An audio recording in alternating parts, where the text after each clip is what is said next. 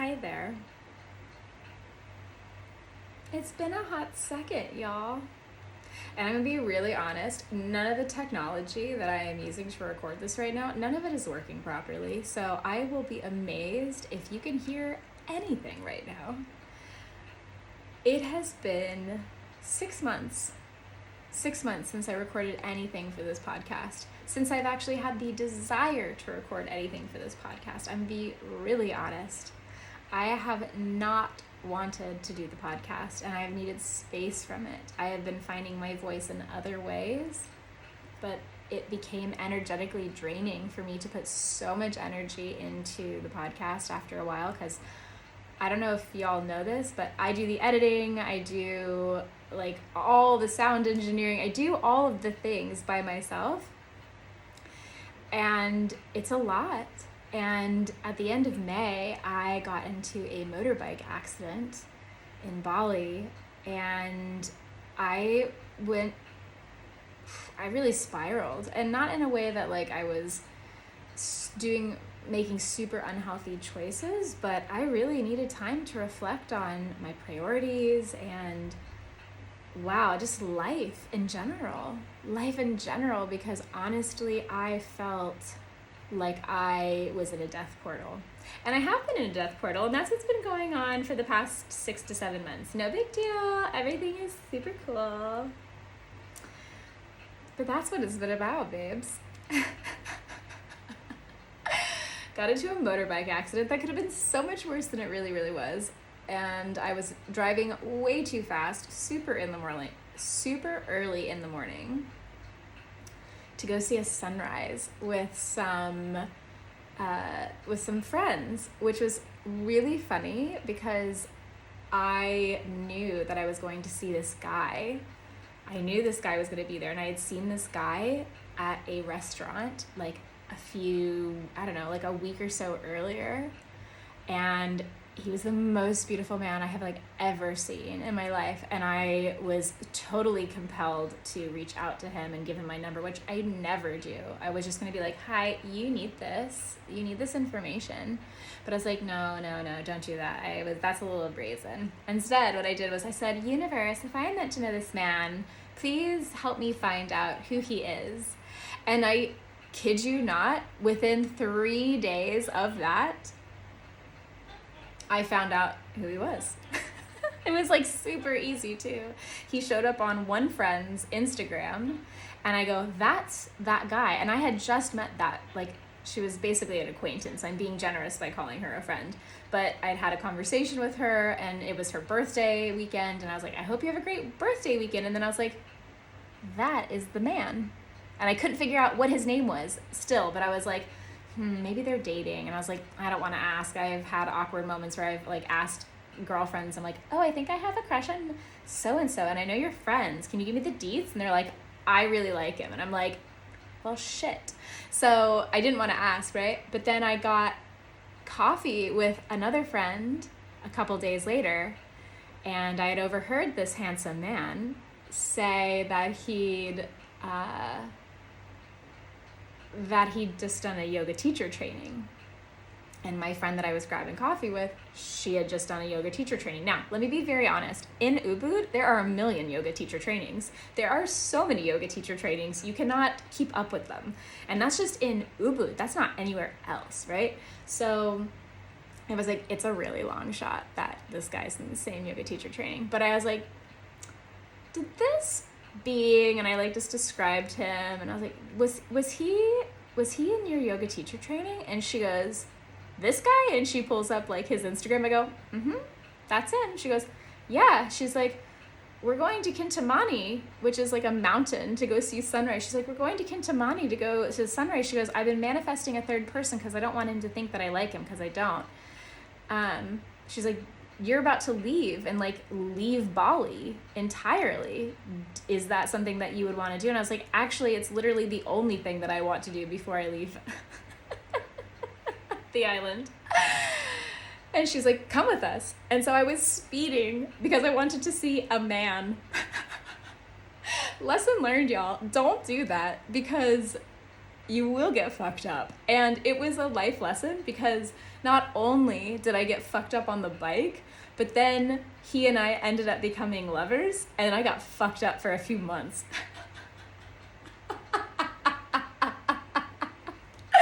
Meow! Y'all, it was a wild ride. I swear.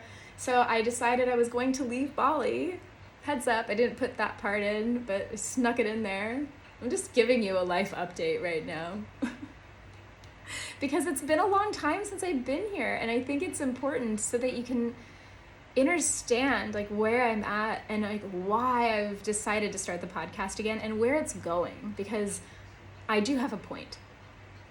Anyways, that's the whole magic of like what happened, because and then I needed to spend time not just with myself, but then I ended up spending time with this man. And oh my gosh, you guys, it was the most incredible connection I've ever experienced with being so far in my life. Everything. It was the deepest level of intimacy that I have experienced. And it was powerful.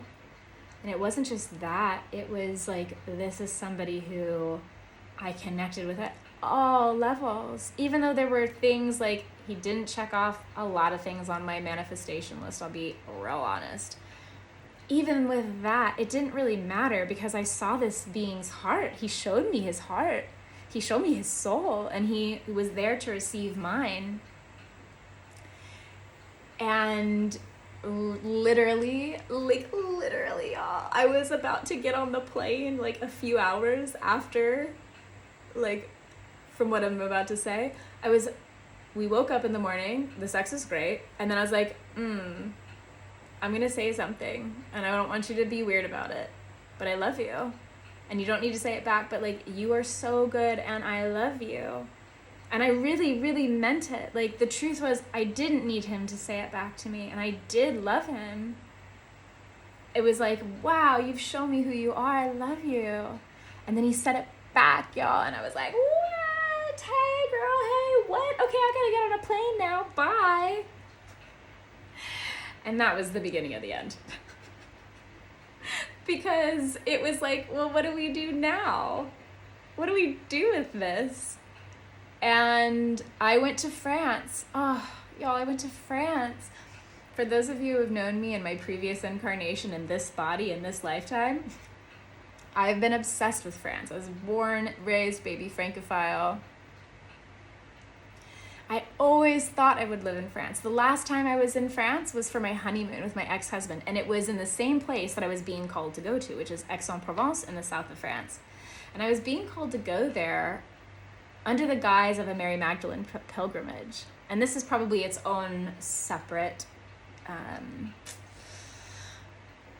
podcast just about Magdalene work and priestessing, but I've really come into understanding just how potent Mary Magdalene work is for me, and that I am a Magdalene priestess.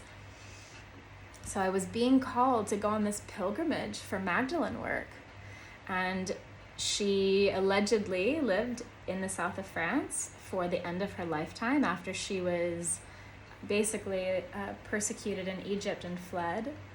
And she lived in the caves in like the mountains in the south of France, and she traveled and spoke, and her skull is there allegedly in one of the basilicas. And so I was there for her feast day, which is likely her birthday, but that's not, again, this is a separate thing entirely. I'm just giving you little tastes on what my life has been like for the past several months, because I think my life is interesting. And if you don't think it's interesting, you should stop listening, because I'm going to keep talking about it.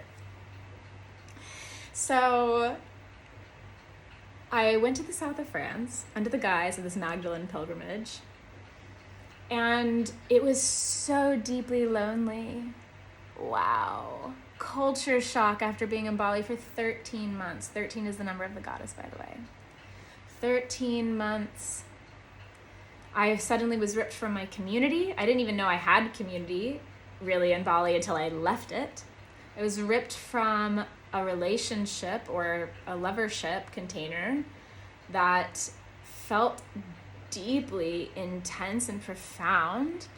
I was ripped from everything that I knew. And I had been in the south of France before. I've been there multiple times, and I really struggled. I felt so lonely. It was the loneliest I felt in a long time. I cried so much. And French people are great. Hi, French people who are listening. French people are great. And French people are not Balinese people. And Balinese people are super nice and super kind. And French people take a while to warm up to you. And if you are an American, they'd like you less. And if you're an American who does not speak French, they like you less. So even though I've taken like 6 years of French, my French is appalling, like shockingly bad. So it was a really curious experience to be in the south of France. Magical in its own way, deeply healing, and that the things that came through for me there were, one, I released that I didn't want to live in France anymore, that it's not my story. It was an inherited one from my mom. It's her story, it's not mine. The other thing that I released was stuff with my ex-husband. I didn't even know that I still had things to work through with him, but of course, that's not how grief works. Grief comes up cyclically. So I moved through things with my ex-husband still. And then I started experiencing something that I hadn't before, which was, even though I wasn't really communicating with other beings easily, I felt so aligned to the land. The land felt so good in my body. The food tasted so nourishing. Walking was amazing.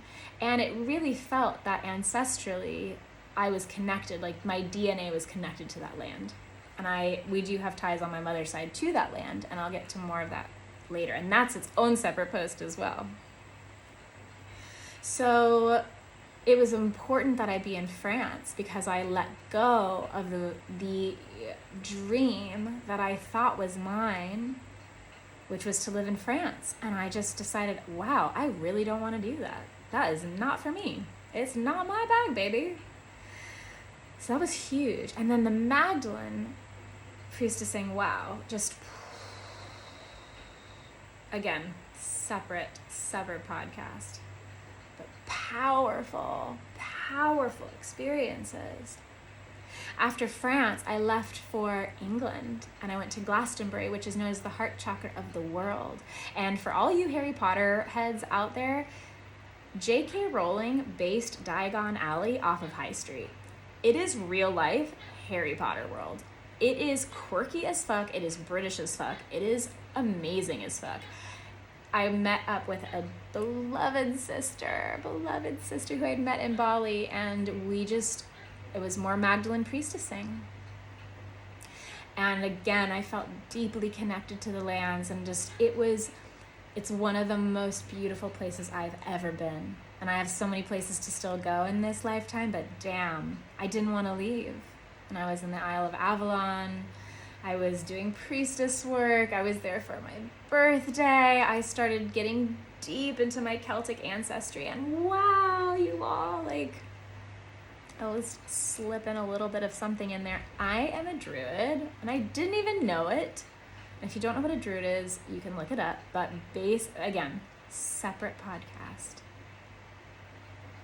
My whole life started to make sense when I got to Glastonbury, and I started rooting deeply in the feminine in a way that I hadn't before, because in Glastonbury, it's all about the goddess. I've never seen women worshipped the way that they were worshipped in Glastonbury.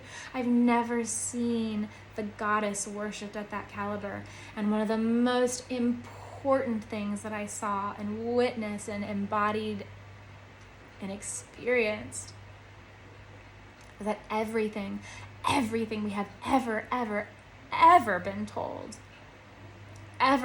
is evil, comes from Celtic mythology and druid lineages and practices. It is wild. And it's not just that, it's that it's the feminine is evil. We've been taught the feminine in the Celtic and Druidic lineages is evil.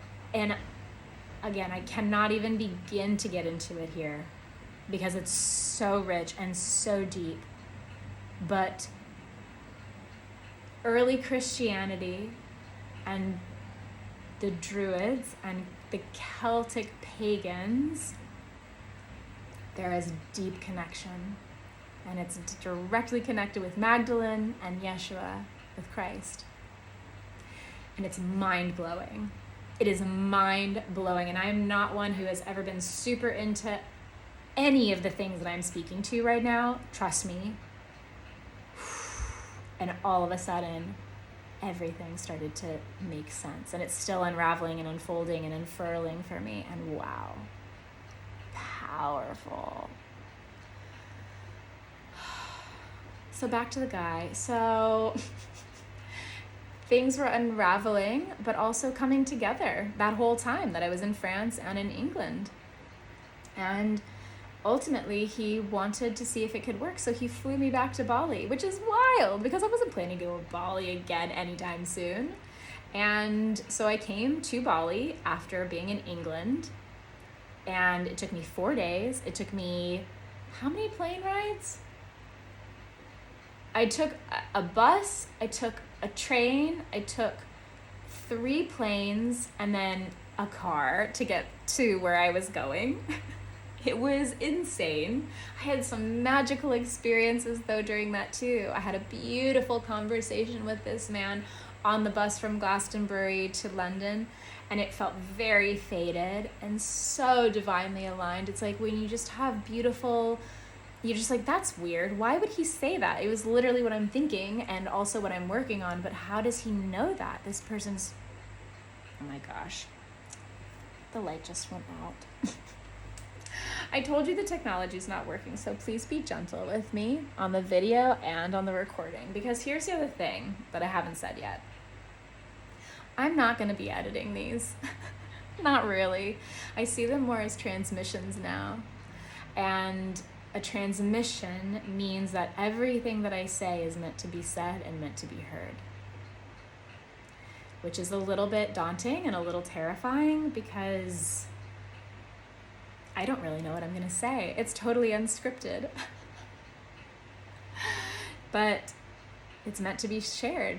So I feel that. I feel that it's time for me to be unfiltered. So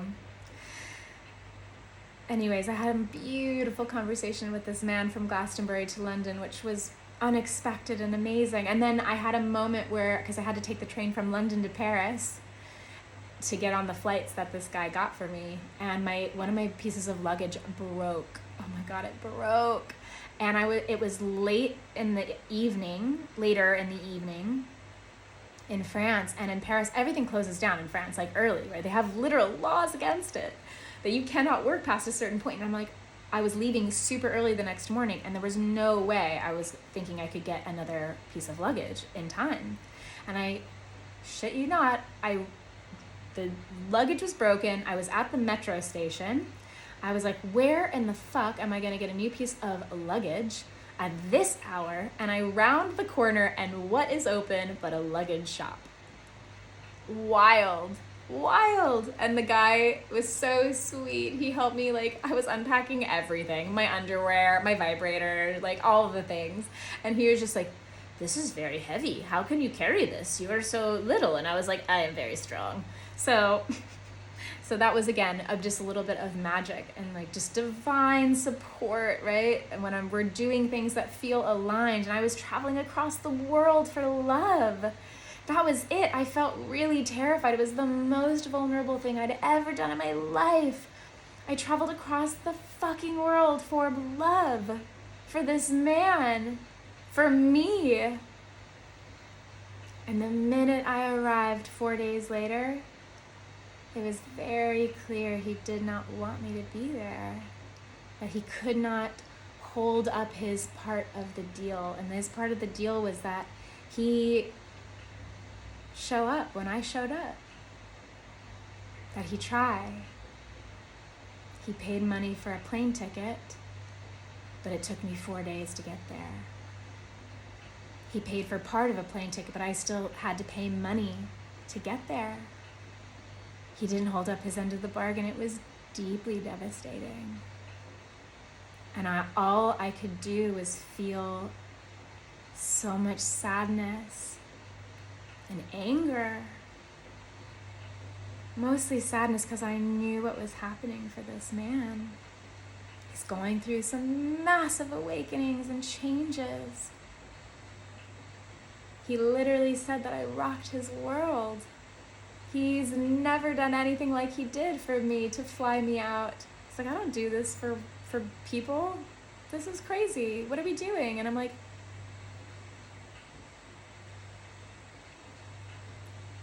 my heart still goes out for this man, even though I have experienced sadness and cruelty. Like, he hasn't meant to be cruel.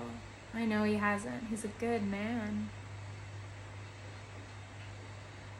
But when a being doesn't know how to love themselves yet, doesn't know who they are, doesn't know how to commit to themselves yet, how can they possibly be present to love another being? They have to choose it.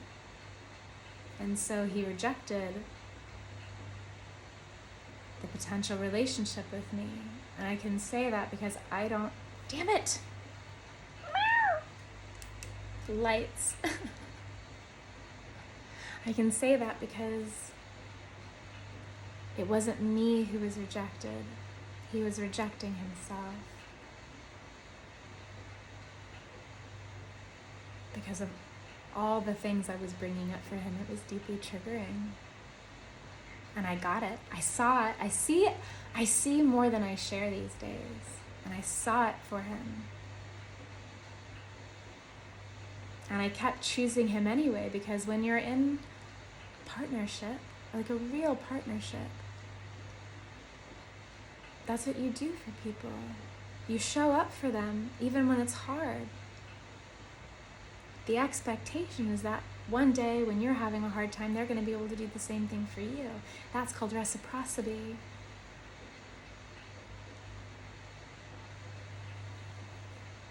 So I was choosing him because I was like, I'm here for all this mess. I'm here for it. Let's work through it. I traveled across the world. I want to do it. And he couldn't. And it was sad. And I loved him still. As a being and romantically, you know? So where are we timeline-wise? So I left Bali and met this being at the end of May. The lovership container started in June. The lovership container ended when I left for France at the end of June. I did the Magdalene pilgrimage for July. I went to Glastonbury end of July through the middle of August. And then I went to Bali again, middle of August, which brings us to the middle of September. So I was going to be in Bali for a month, regardless, trying to figure things out with this being. But then I had to go back to the States. I chose to go back to the States, but like my brother was getting married. And I was like, I'm going to obviously go for that. And so middle of September, I left for the United States. And I realized during those 4 weeks in Bali, because I was like, okay, so it's not the guy. The guy isn't the reason that I'm here. What the fuck am I doing here? And the most beautiful thing happened. I realized that I had amazing, amazing sisters. I had amazing friends in Bali. Not to say I don't have amazing friends all over the world. I have amazing friends everywhere. Because I'm a badass and I have amazing friends and I only want badass people in my life. But my sisters showed up for me in the depths of heartbreak and rage. And I asked Mama Bali, I was like, Mama Bali, why am I here? And it became clear I was meant to live in Bali.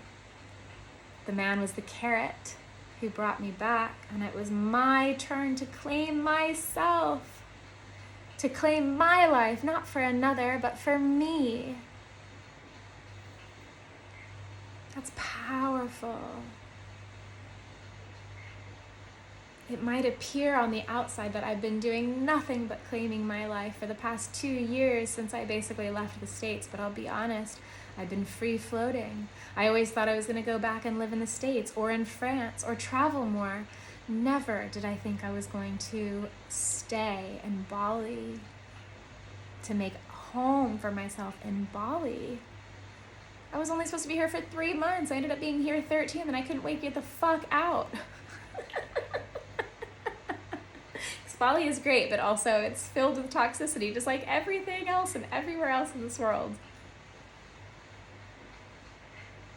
But I realized I was meant to make a home here, at least for now. And as soon as I claimed Bali, everything started to come through. Housing, a job to come back from the States to, it made sense. So I left for the States, having claimed Bali as my own, having claimed my life for myself. And I went to the United States for the first time in nearly 2 years, and it was fucking hard. Really different energy. The energy in the United States felt like I was wading through really sticky peanut butter, crunchy, sticky peanut butter. Draining. I was in Washington, D.C. It was challenging because of my loved ones.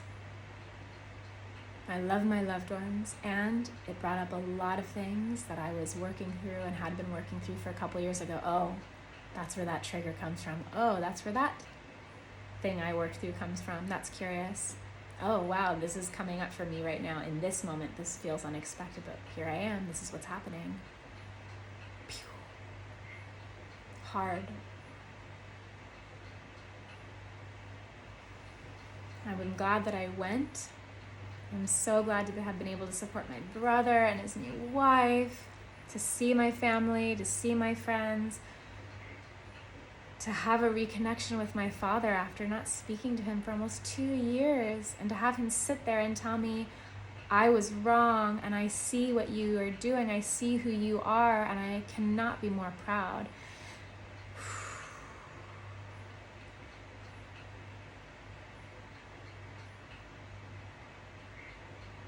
I've cut my father out of my life 3 times now. It's been so heartbreaking. What I have experienced, the amount of pain I have experienced around him. And for him to say that and literally speak to me in my own language of spirit and energy in his own way, his own dialect, right? We speak spirit in different tongues exactly, but ultimately it's all the same. He gets it.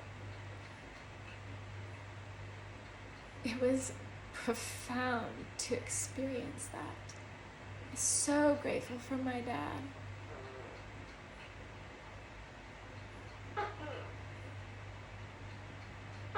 The gecko is going now. I don't think I'm going to be able to cut that out, but the gecko's like, yeah, this is it.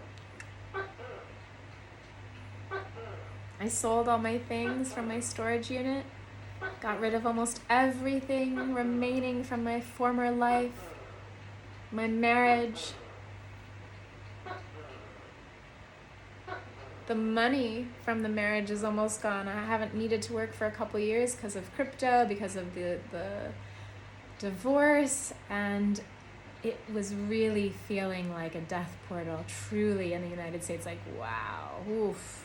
I'm coming out of 7 years. It was 7 years ago that I got married, and I started my spiritual awakening journey. And it's almost as if everything needed to fall away, everything from that prior lifetime, to start the new one. And when I I was ready to leave. It was time. It was time to leave for Bali by the end of the 5 weeks. And I cried. I cried most of the plane ride because of some of the things that I had experienced while I was in the United States that were very challenging for me. I finally had the space and the capacity to like realize what was happening for me and my body. And I cried. And then I also questioned what the fuck I was doing. I was like, oh my God, I just sold all my shit. I'm moving to Bali. What am I doing? Oh my goodness.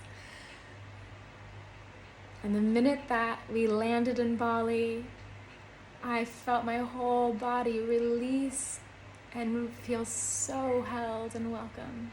It felt like coming home. And I cried then too. And it was the most easy of all the plane rides I took this summer, I took 10 plane rides this summer. A lot of flights. I have no desire to get on a plane anytime soon again. It was the most easeful 3 flights that I had to take. And I arrived about a month ago now. And it's more or less been gentle in some ways. I have a place to land. I have beings who love me. I have the space and capacity to integrate back into Bali living and to figure out how to make it really home and claim it now. Not just say it, but to do it, do the thing. And I landed on an eclipse, a new moon eclipse. And for those of you in astrology, if you're into it or not, it doesn't really matter. But if those of you who are into astrology, you get it. And those who are not, basically, eclipses are here to shake things up and to help us to remove things from our life that are not aligned anymore, like to throw us into the fires and to purge it all. I arrived on the eclipse, and it's a 2-week season, eclipse season. And I'll tell you what, it's been a fucking hard eclipse season. The guy who I've traveled here for came back through, and it was sweet at first, and then I realized it actually wasn't aligned. And then, just to make sure I didn't have an opportunity to let him back in, he did something which hurt me in such a way that I cannot possibly fathom allowing him back into my life anytime soon again. He has to do his work. He has to do the things and embody those aspects that he has denied in denying any kind of friendship and relationship with me. And it sucks because I still love this guy. And that's just it, right? That's grief. I've been in grief, deep grief, releasing everything from the States, releasing everything from the summer, releasing all of it, a whole life, a whole 30 years of life.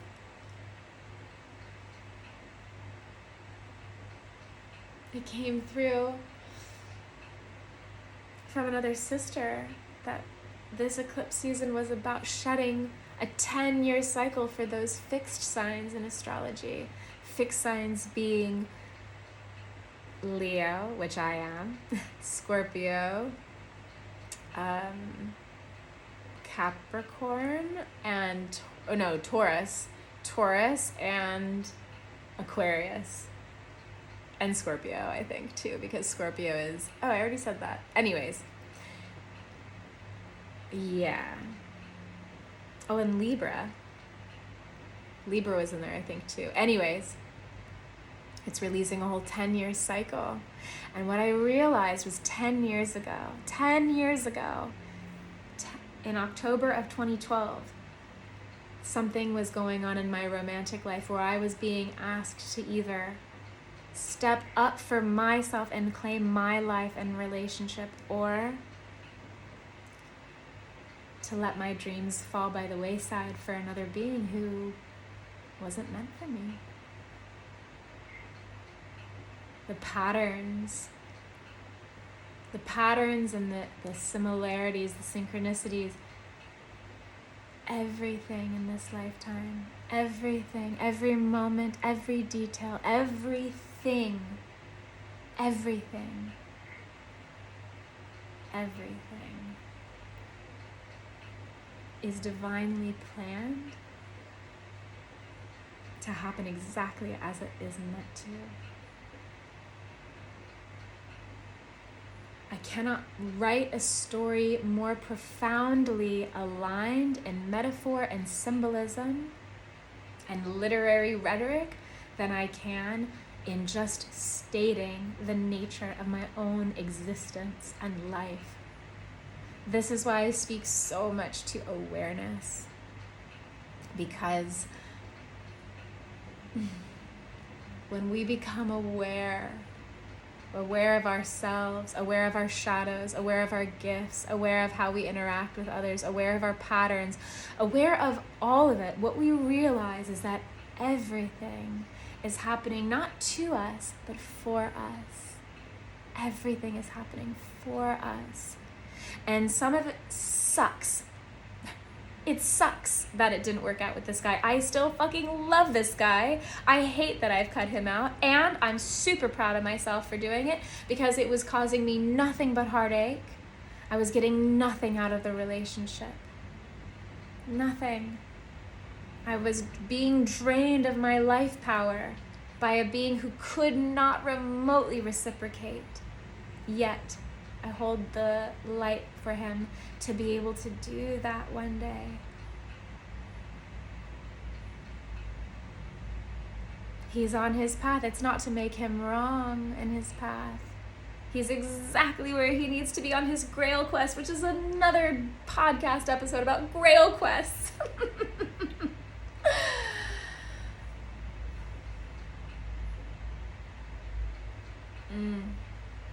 It's been a wild ride. Wild. So I haven't had any emotional or physical capacity, mental capacity to do this podcast. It's taken all of my energy to do exactly what I have done. But I am here and I'm being told that it is time again. But to do it differently, to do transmissions rather than full edits, to do a mix of solo speaking into the voids and to do interviews. It's still about the beauty and the bullshit. It is everything I've spoken to. I don't need to tell you and didactically what is beauty and what is bullshit. It is all of it. Life is all of it in the spiritual realms. And the spiritual realms just say it's just life. I don't even need to say spirit. Life is spirit. Whether you recognize it or not is up to you. The magnificence of being able to hold that capacity, that duality. It isn't for everyone. Sometimes I'm like, why is it for me? Why? Not that I am unworthy of it, but that it's like, why? It feels so deeply burdensome at times. And I see my whole life has happened exactly as it did because I have the capacity to hold all of it. It doesn't mean that I don't make mistakes. I make a ton of fucking mistakes all the fucking time. But I learn from them and I integrate them and then I embody them. I am here for the mess of life in my own body and my own experience and being. Because life is messy. If it's perfect, it's fake. I had a perfect life in Washington, D.C. I had a perfect marriage. We never fought. Everything was perfect. And you know what? I was fucking miserable and crying myself to sleep and feeling unfulfilled almost every night for many years. Feeling sick, feeling scared, feeling timid. My life is messy. It is so messy right now. And I wouldn't have it any other way. Do I wish that things would go differently? Hell yeah, fuck yeah. Of course I do. It would be great if the guy could show up for me. It would be great if like all this money just suddenly came in. It would be great. Right? Ah, crap. Lights. It would be great if all these things worked out. My life rationally makes no sense right now. It is the most irrational life I have lived yet. And I feel such deep trust and peace. I cannot even begin to explain it. I am in the biggest free fall and surrender of my life. I'm in the biggest reclamation and rebirth of my existence yet. I'm on the verge of creating something unfathomably beautiful.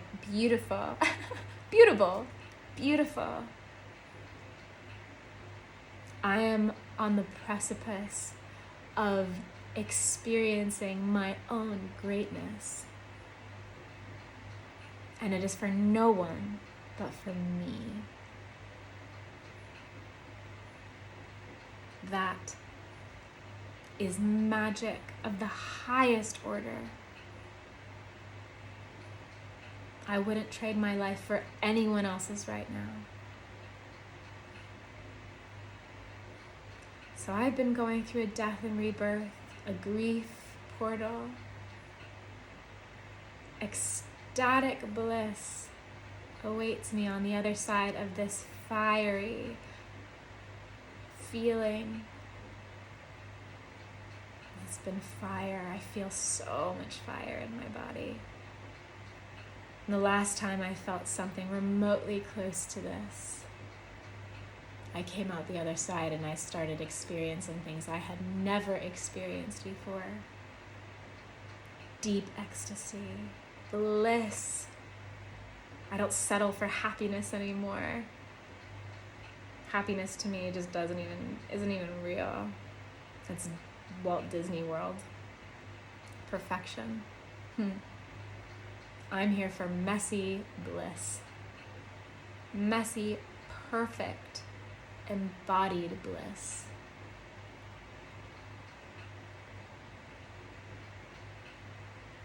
So thank you for listening to my life story over the past several months. It's been wild. I'm here for those beings who are ready to receive and to see my magic, to experience my codes. Codes meaning the knowledge and the experience and the divinity that moves through me in how I express. I am here to fully embrace those aspects of my being now, to create from pure, unbridled, in service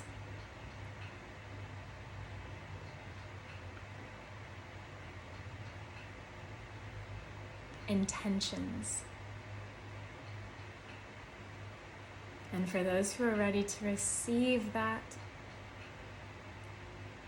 reach out, keep listening, tune in, because that is what is coming. If you've made it this far, you're part of the pride. These are the codes of the lioness. That's another podcast episode. I love you. Thank you. Until next time. Ciao.